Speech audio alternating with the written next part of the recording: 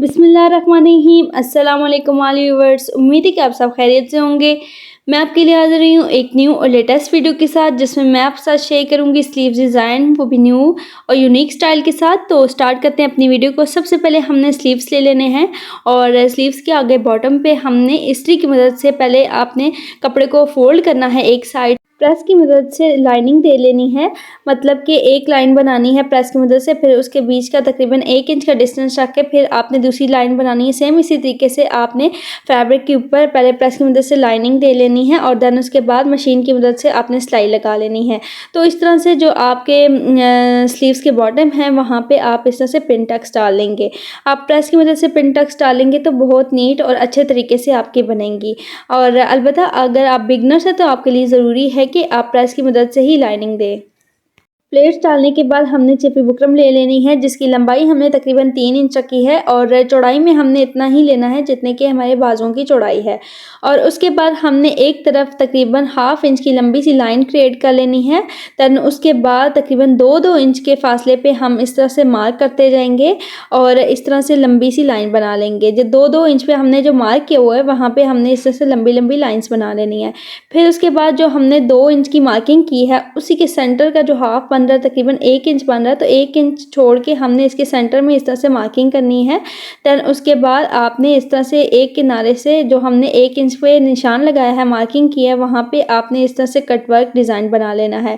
तो इस तरीके से जब आप कटवर्क करेंगे तो बहुत नीट और अच्छे तरीके से बनेगा। और उसके अलावा जितने भी आपके ये कटवर्क वाले आगे से पैटर्न है वो आपका नीट आएगा और इक्वल आएगा। तो इस तरह से आप जब कटवर्क करेंगे तो आपका इक्वली बनेगा।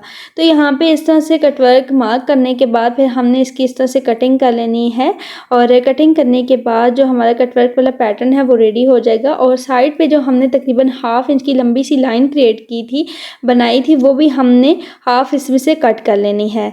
तो यहाँ पे हमारा जो कटवर्क वाला पैटर्न है वो कटिंग होके रेडी हो चुका है। उसके बाद हमने स्लीव्स लेने हैं। जहाँ पे हमने पिन टक्स डाली थी वहाँ से हमने 2.5 इंच अंदर की तरफ इस तरह से फोल्ड करना है और फैब्रिक को इस तरह से फोल्ड करने के बाद जो हमने पैटर्न कटिंग करके रेडी किया था उसे उसके ऊपर इस तरह से पेस्ट करेंगे। यहाँ पे आपने प्रेस की मदद से अच्छे तरीके से पेस्टिंग करनी है और उसके बाद जो चिपी बुकरम के साथ साथ हमने इस तरह से सिलाई लगानी है। यहाँ पे आपने एक चीज़ का ध्यान रखना है कि जो आपकी सिलाई है वो चिपी बुकरम के बिल्कुल साथ साथ आए, बल्कि चिपी बुकरम के ऊपर ना आए। तो इस तरह से जब आप नीट तरीके से सिलाई लगाएंगे तो आपके जो फैब्रिक की फोल्डिंग है वो अच्छे तरीके से हो जाएगी और जब आप इसे सीधा करेंगे तो आपका जो ये कटवर्क वाला पैटर्न है वो नीट आएगा। तो इस तरह से हमने सिलाई लगा लेनी है किनारे किनारे पे और जो इसके बीच का एक्स्ट्रा फैब्रिक है वो थोड़ा सा हमने गैप रख के और सारा कट कर लेना है। और उसके बाद हमने डीप कट लगा लेने हैं और डीप कटिंग करने के बाद छोटे छोटे कट्स लगाने हैं। फिर उसके बाद हमने इसे सीधा कर लेना है और किसी भी नोकीली चीज़ से आपने जो इसके कॉर्नर्स हैं उन्हें अच्छे तरीके से इस तरह से बाहर की तरफ निकाल लेना है और इसके ऊपर अच्छे तरीके से प्रेस लगा लेनी है। उसके बाद यहाँ पे हमने एक फैब्रिक पट्टी और तैयार करनी है, जिसकी बैक साइड पे हमने चिपी बुकरम लगानी है और इसकी जो हमने चौड़ाई ली है वो तकरीबन हमने 1 इंच रखी है और लंबाई में आप अपनी मर्जी के मुताबिक ले सकते हैं, कम या ज़्यादा कर सकते हैं। उसके बाद दोनों तरफ से हमने इसे इक्वली इस तरह से फोल्ड करना है। तो दोनों तरफ से इक्वली फोल्ड करने के बाद फिर हमने इसे डबल फोल्ड करना है और डबल फोल्ड करने के बाद इसके किनारे किनारे पे इस तरह से मशीन की मदद से सिलाई लगा लेनी है। तो इस तरह से जो आपकी फैब्रिक पट्टी है चिपी बुकरम के साथ वो रेडी हो जाएगी। और उसके बाद तकरीबन हमने 2-2 इंच के पीसेस कट करने हैं और इस तरह से हमने इसे गोल रख के और इसके ऊपर प्रेस लगा लेनी है। थोड़ी सी गोल शेप आएगी, थोड़ा सा कर्व बनेगा और ये जब हम इसे जो हमने नीचे वाला पैटर्न तैयार किया हुआ है कटवर्क वाला, उसके सेंटर में जब इसे लगाएंगे तो ये इसकी जो शेप है वो अच्छे से आ जाएगी।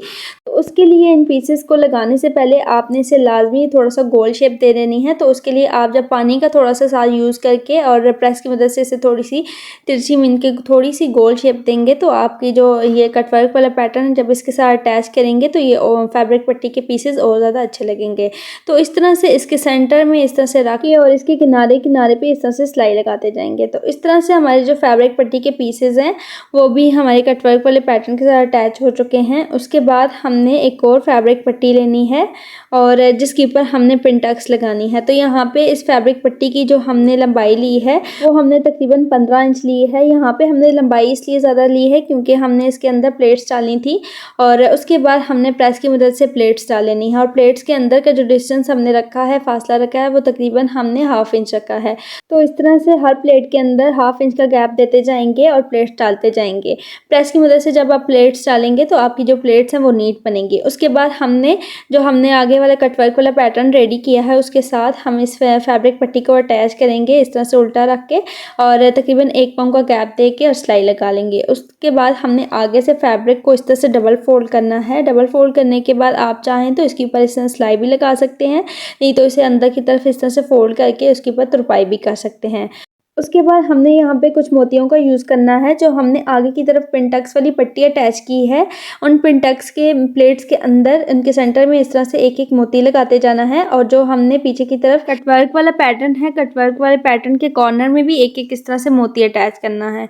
सो व्यूअर्स, ये थी आज की हमारी वीडियो। बहुत ही स्टाइलिश और यूनिक स्टाइल के साथ मैंने आपके साथ स्लीव्स डिज़ाइन शेयर किया है। मैं उम्मीद करती हूँ कि मेरी आज की वीडियो आपको अच्छी लगी होगी। Thank you for all viewers and अल्लाह हाफिज़।